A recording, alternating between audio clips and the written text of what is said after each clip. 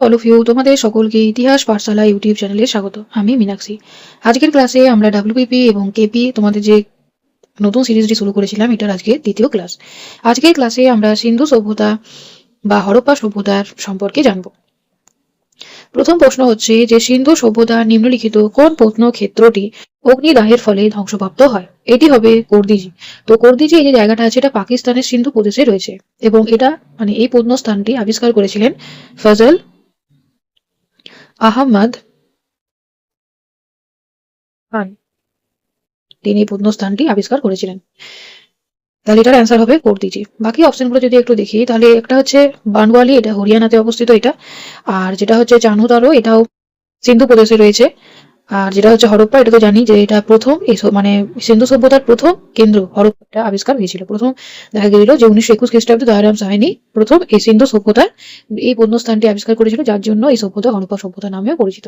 আর যেটা হচ্ছে চানহুদারো, চানহুদারোতে কিন্তু কোনো সিটাডেল পাওয়া যায়নি এবং এখানে কুকুরের পায়ের ছাপ পাওয়া গেছে চানহুদারোতে। পরের প্রশ্ন হচ্ছে যে হরপ্পা সভ্যতা নিম্নলিখিত কোন নগরটি গুজরাট রাজ্যে অবস্থিত নয়? তাহলে এটি হবে সুতকো জেন্দর। তাহলে সুতকো জেন্দর এই জায়গাটা রয়েছে বালুচিস্তানে। তাহলে বালুচিস্তান। আর বাকি যে অপশনগুলো দেখতে পাচ্ছ, এগুলো হচ্ছে সব গুজরাটে রয়েছে। পরের প্রশ্নে যাব যে নিম্নলিখিত কোন প্রাণীটি হরপ্পীয় সিল বা টেরাকোটায় দেখতে পাওয়া যায় না? তাহলে এটার মধ্যে একটা হচ্ছে গরু, তাহলে গরু তো দেখতে আমরা পাই না। আর একটা হচ্ছে সিংহ, তাহলে সিংহ এবং গরু এই দুটো কিন্তু আমরা হরপ্পীয় সিল বা টেরাকোটায় দেখতে পাওয়া যায় না। এখানে আমার আরেকটা অপশনও মনে হচ্ছে, এটা হচ্ছে ঘোড়া, কারণ হরপ্পাবাসীদের কাছে কিন্তু ঘোড়ার কোনো অস্তিত্ব ছিল না। তাহলে গরু, ঘোড়া এবং সিংহ এই তিনটা অপশন হওয়া উচিত। তাহলে 1, 2 আর 3। তাহলে 1, 2 আর 4 আছে। 4-এ কোনটা আছে? 4-এ হচ্ছে বাঘ। না, বাঘ হবে। বাঘ। বাঘ আমরা পশুপতি, যেটা শিলমোহরটা ছিল সেখানে আমরা বাঘেরটা পেয়েছিলাম। তাহলে 4 নাম্বার অপশনটা যদি বাদ দিই, তাহলে এ ধরতে হবে। পরের প্রশ্ন হচ্ছে যে সিন্ধু সভ্যতা কোন যুগের সভ্যতা? এটা হচ্ছে প্রায় ঐতিহাসিক যুগের সভ্যতা। প্রায় ঐতিহাসিক মানে হচ্ছে প্রোটো হিস্ট্রি। প্রোটো হিস্ট্রি মানে যে সময়ে লিপির আবিষ্কার হয়েছিল কিন্তু সেটার পাঠোদ্ধার সম্ভব হয়নি। আর যেটা হচ্ছে প্রাগ ঐতিহাসিক, এটা হচ্ছে প্রি হিস্ট্রি, অর্থাৎ এই সময় আমরা কোনো লিপিও পাইনি, সে সময় মানুষের ব্যবহৃত দ্রব্য সামগ্রী থেকে আমরা সেই সম্পর্কে জানতে পারি। আর ঐতিহাসিক যুগ মানে যে সময় আমরা লিপি পেয়েছি, সেটা পাঠোদ্ধার করা হয়েছে, সেখান থেকে আমরা বিভিন্ন ধরনের তথ্য পেয়েছি, সেই লিপি সম্পর্কে আমরা পড়েওছি, জেনেওছি, সেটা হচ্ছে ঐতিহাসিক যুগ। তো সিন্ধু সভ্যতা এটা যে প্রায় ঐতিহাসিক যুগে একটি সভ্যতা, অর্থাৎ লিপি পাওয়া গেল, সেই লিপি এখনো পর্যন্ত পাঠোদ্ধার করা যায়নি। পরের প্রশ্ন হচ্ছে যে মহেঞ্জোদারোর সবচেয়ে বড় ইমারত কোনটি? এটি হবে যে বৃহৎ শস্যাগার। তাহলে বৃহৎ যে শস্যাগারটা রয়েছে সেটা হচ্ছে সবচেয়ে বড় ইমারত। মহেঞ্জোদারোর সাথে সাথে হরপ্পা সভ্যতা হরপ্পা যে কেন্দ্রটি পেয়েছিলাম, সেখানেও দেখা গেছিল যে আহ বৃহৎ শস্যাগার দেখতে পাওয়া যায়। পরের প্রশ্ন হচ্ছে যে হরপ্পায় কয়টি শস্যাগার আবিষ্কৃত হয়েছে? তাহলে হরপ্পা এটা হবে 6টি। তাহলে হরপ্পা সভ্যতায় আমরা মূলত 6টি এরকম টাইপের বক্স আছে এই ধারে করা, যদি দেখো তাহলে একটা হচ্ছে এরকম টাইপের বক্স আর একটা হচ্ছে এরকম টাইপের বক্স। এবার এরকম ভাবে ভাগ করা আছে, এধারে 6টা, 1, 2, 3, 4, 5, আর একটা ধরো 6টা, আর ধরো 1, 2, 3, 4, 5, 6। এভাবে ছোট ছোট করে 12টা ভাগ আছে শস্যাগারে। এখানে কি করা হতো? শস্য মজুত করে রাখা হতো। এখান থেকে আমরা এই ধারণাটা পাই। তাহলে এটার অ্যান্সার হবে 6টি। পশুপতি শিবের শিরমোহর কোন প্রাণীকে দেখা যায় না? তাহলে আমরা তখনই আলোচনা করলাম যে বাঘ আমরা দেখেছিলাম। তাহলে এই যে পশুপতি যে শিবের শিরমোহরটা আছে, এটা আমরা মহেঞ্জোদারো থেকে পাই। তাহলে মহেঞ্জোদারো থেকে আমরা এই শিলমোহরটি পেয়েছি এবং এখানে মূলত দেখা যাচ্ছে যে যে সকল পশু রয়েছে তার মধ্যে এখানে কোনটা দেখতে পাওয়া যায় না? এটা হবে সিংহ অ্যান্সার। কারণ হাতি, বাঘ, মহিষ এই তিনটাই আমরা দেখতে পেয়েছি। এছাড়া রয়েছে তাহলে বাঘ, হাতি, আর একটা হচ্ছে গন্ডার, মোষ আর দুটো হরিণ, যেগুলো পাওয়া গেছে। মহেঞ্জোদারো থেকে প্রাপ্ত একটি ধ্যানরত্ন পশুপতি শিবের মূর্তি পাওয়া গেছে এবং এই মূর্তিতে 5টি পশু দ্বারা বেষ্টিত রয়েছে: বাঘ, হাতি, গন্ডার, মোষ এবং 2টি হরিণ। আর এই যে সিলমোহরগুলো হতো, এই সিলমোহরগুলো ওই স্টিলেটাইট বলে একটা মাটি, নরম মাটি, সেটার উপরে দেখা যেত যে এই সিলমোহরগুলো করা হতো। এবং এই যে সিলমোহরগুলো, এখানে আমরা ইউনিকর্ন এবং কুটযুক্ত সার সিলের কুট যুক্ত যেটা সার বিশিষ্ট যেটা সিল, এগুলো আমরা এই ছবিগুলো আমরা দেখতে পেয়েছিলাম। আর সিলমোহরগুলো বর্গাকার হতো, আবার আয়তকারও হতো। পরের প্রশ্ন হচ্ছে যে নিম্নলিখিত কোন পাখিকে হরপ্পরা পূজা করত? এটি হবে পায়রা। তাহলে পায়রাকে তারা পুজো করত। এছাড়া দেখা যেত পায়রা, ঘুঘু, ইউনিকর্ন এগুলো তারা উপাসনা করত। পরের প্রশ্ন হচ্ছে যে হরপ্পরা রবি শস্য হিসাবে কোন কোন ফসলের চাষ করত? তাহলে এটার অ্যান্সার হবে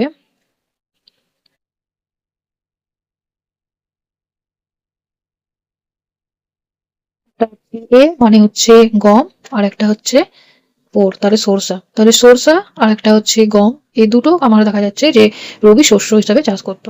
রবি শস্য মানে হচ্ছে শীতকালে যে শস্যটা ফলন করা হয়। তাহলে এটার অ্যান্সার হবে 1 আর 4।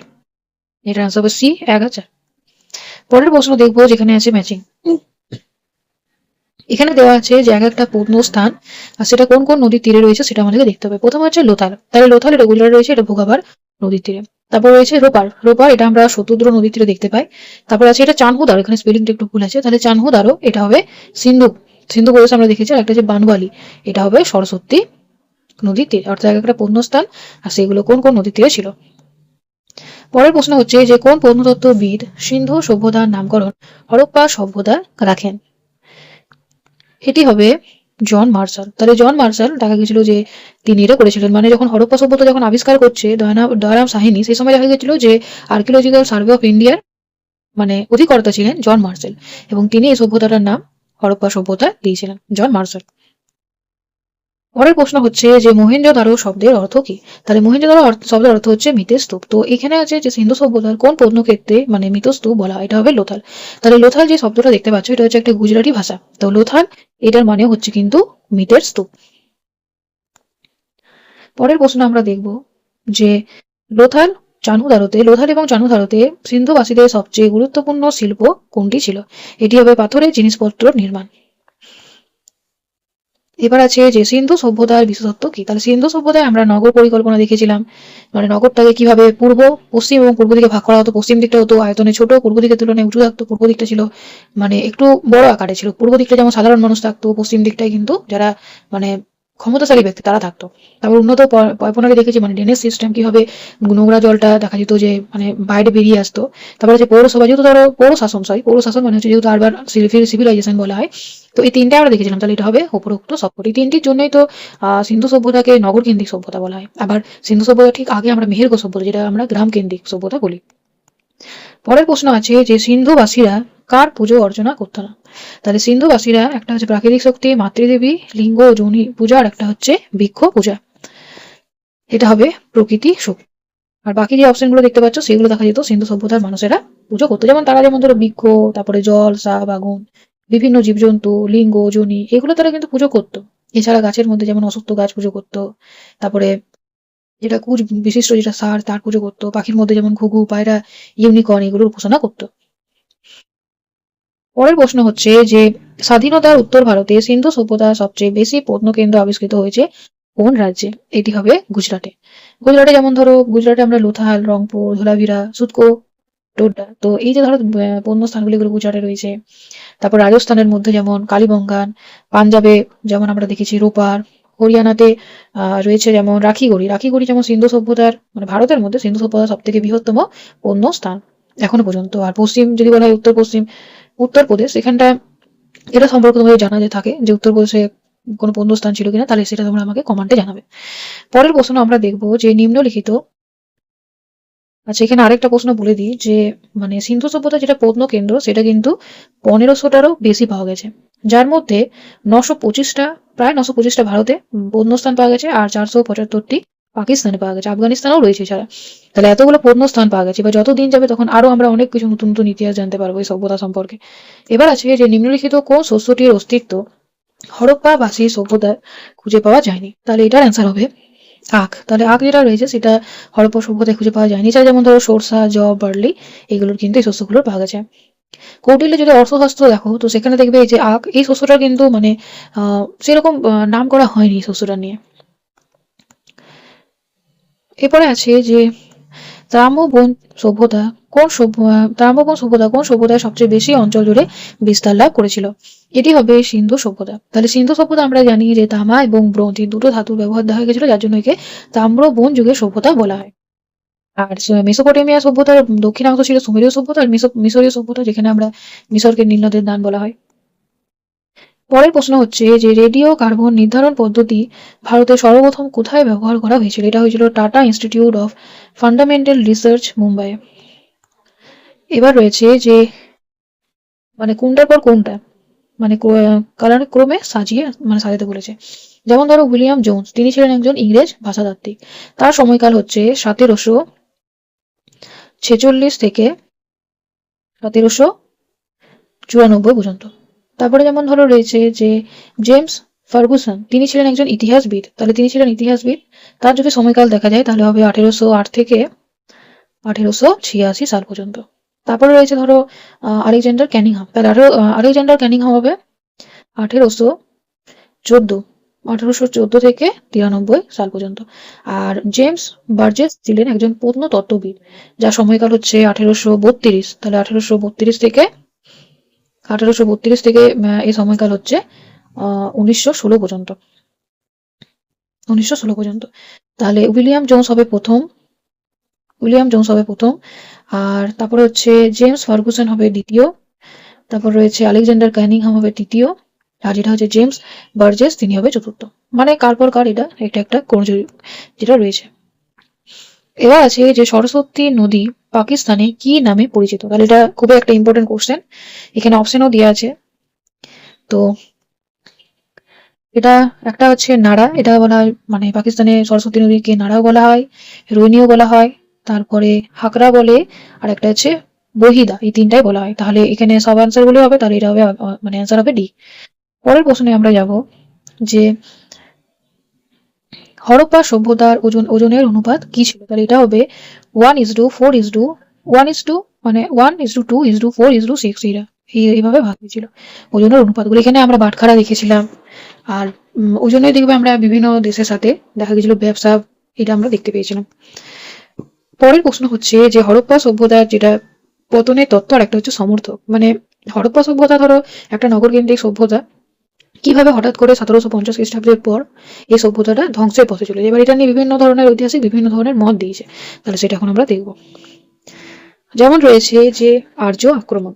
তাহলে আর্য আক্রমণ এটা বলেছেন আর.পি. চন্দ্রা এবং মার্টিমার হুইলার। তাহলে এই যে ধরো লেখাটা আছে তো টাইপিং এর সময় এটা এধারে চলে গেছে। তাহলে একটা হচ্ছে আর.পি. চন্দ্রা এবং মার্টিমার হুইলার, এটা বলেছে আর্যরা আক্রমণ করেছিল। মানে আর্যদের আক্রমণের ফলে, কারণ বিভিন্ন ধরনের খুলি পাওয়া গেছে, তারপরে তোমার ধরো আঘাত, কোনো একটা ধরো জোরালো জিনিসে আঘাত করলে যদি কিছু হয় তো ওরকম আঘাত আমরা পাই। তাহলে এটা আর.পি. চন্দ্রা এবং হচ্ছে মার্টিমার হুইলার, তিনি এটা বলেছেন। পরের অপশন হচ্ছে যে সিন্ধু নদীর গতিপথের পরিবর্তন, এটা বলেছে এইচ.টি. লামরিক, তিনি বলেছেন। তাহলে সিন্ধু নদের গতিপথের পরিবর্তন হয়েছিল, যার ফলে কি হয়েছিল, খরা হয়েছিল, পুরো জায়গাটা সেই মরুভূমির মতন হয়েছিল। তারপর আছে যে ক্রমশ শুষ্কীকরণ মানে হচ্ছে খরা, এই অপশনটা কি বলেছে, এটার অ্যান্সার হবে এম.আর. মুঘল। তাহলে এম.আর. মুঘল তিনি বলেছেন। আর লাস্টে বেঁচে রইল যে নিরস্তর বন্যা, মানে এটা হবে নিরন্তর, এখানে স্পেলিংটা একটু ভুল হয়েছে, নিরন্তর বন্যা, এটা বলেছিলেন রবার্ট এল রক্স। তাহলে তিনি এগুলো বলেছেন। তাহলে আর্য আক্রমণ, আর.পি. চন্দ্রা ও মার্টিমার হুইলার, সিন্ধু নদের গতিপথের পরিবর্তন, এই মতটা মানে সমর্থন করেছেন এইচ.টি. লামব্রিক। ক্রমশ শুষ্কীকরণ যেখানে খরা, এটা হচ্ছে এম.আর. মুঘল। আর একটা হচ্ছে নিরন্তর বন্যা, এটা বলেছে রবার্ট এল রক্স এবং জর্জ এফ ডেলস। তাহলে এই যেমন এই নামটা এখানে চলে এসেছে, তাহলে টাইপিং এর জন্য এই নামটা এখানে চলে এসেছে। পরের প্রশ্ন আমরা দেখবো যে হরপ্পা সভ্যতার কোন প্রত্নক্ষেত্রটিতে ধান চাষের সাক্ষ্য দেয়। এটি হবে লোথাল। তাহলে লোথালে আমরা মানে ধানের যেটা তুষ সেটা পেয়েছি, এবং এখানে কৃত্রিম প্রত্যাশয় রয়েছে। আর যেটা ধরো চানুদারও একটা বিশেষত্ব হচ্ছে যেখানে তিনটা সভ্যতার অস্তিত্ব মিলেছে। মানে একটা তো সভ্যতা ধরো হরপ্পা সভ্যতা, আর একটা এছাড়া দুটো সংস্কৃতি এখানে আমরা দেখতে পাই। যেমন একটা হচ্ছে ঝুকার, এটা হচ্ছে একটা সংস্কৃতি, আর একটা হচ্ছে ঝুঙ্গার। তাহলে এই দুটো হচ্ছে সংস্কৃতি, যেটা আমরা কিন্তু কোথায় দেখতে পাই, চানুদারোতে। সিন্ধু সভ্যতার প্রধান বৈশিষ্ট্য নিম্নলিখিতর মধ্যে কোনটি। এটি হবে যে নিকাশি ব্যবস্থা এবং পয়ঃপ্রণালী নির্মাণ, মানে ড্রেনেজ সিস্টেম। দেখো বর্তমানেও দেখা যায় যে অনেক সময় কি হয়, জায়গায় জল জমে যায়, গর্ত, কিন্তু সেই সময় ভাবো এতটা উন্নত ছিল না আজকের সময়ের মতো, কিন্তু সেই সময় মানুষের যেটা নিকাশি ব্যবস্থা, পয়ঃপ্রণালী, এগুলো ছিল খুবই উন্নত। মানে এখনকার সময়কে হার মানিয়ে দেয় যেটা। পরের প্রশ্ন হচ্ছে যে সিন্ধু সভ্যতার অধিবাসীদের প্রধান জীবিকা কি ছিল।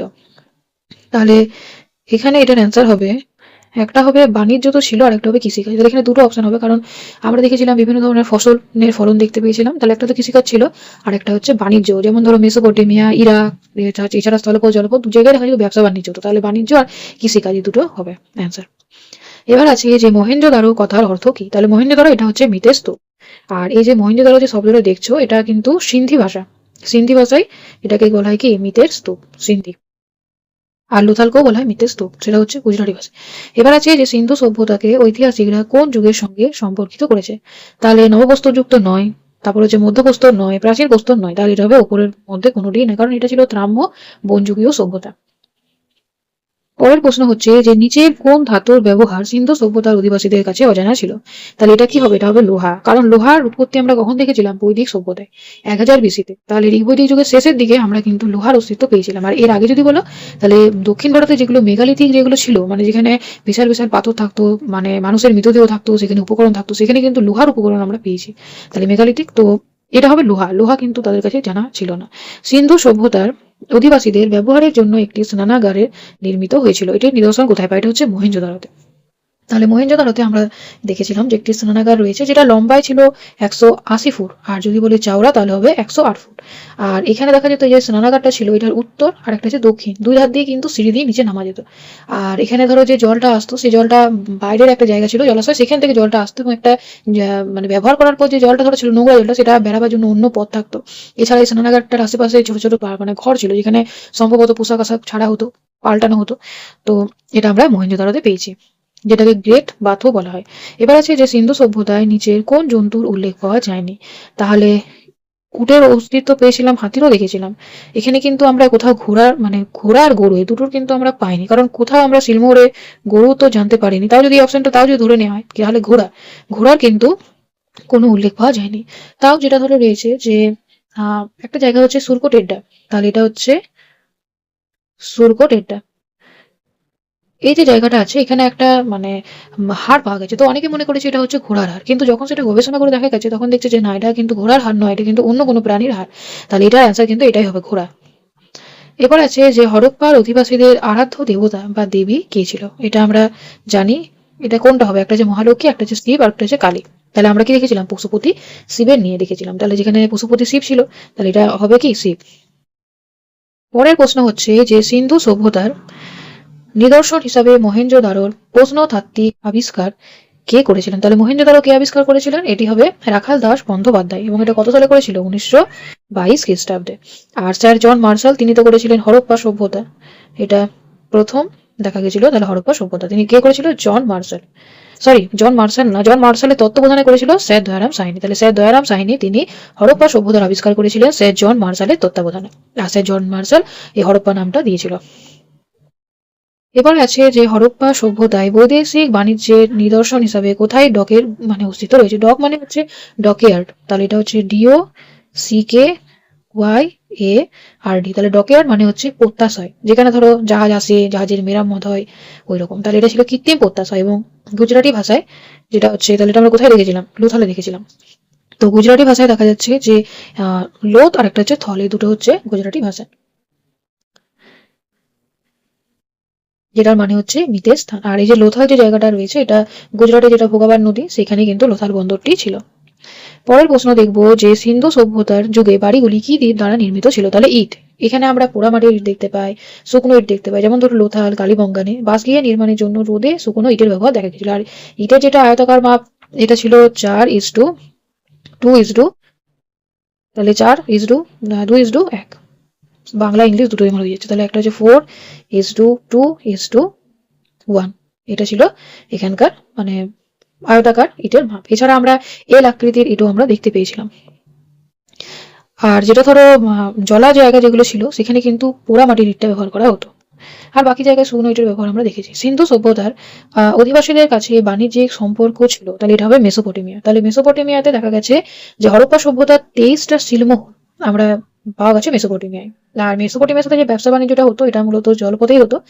এবার মানে হরপ্পা থেকে বিভিন্ন ধরনের জিনিস বাইরে যেত, আর হরপ্পা আবার বাইরে থেকে অনেক জিনিস হরপ্পায় আসতো। তো আমদানি দ্রব্যের মধ্যে যেমন সোনা, রূপা, তামা, দামি পাথর, হাতির দাঁতের তৈরি চিরুনি, পাখির মূর্তি, এগুলো পাই। আর রপ্তানি দ্রব্যের মধ্যে আমরা বার্লি, ময়দা, তেল, পশমজাত দ্রব্য এগুলো পাই। তো স্থলপথ জলপথে দুটো পথেই কিন্তু ব্যবসা বাণিজ্য হতো।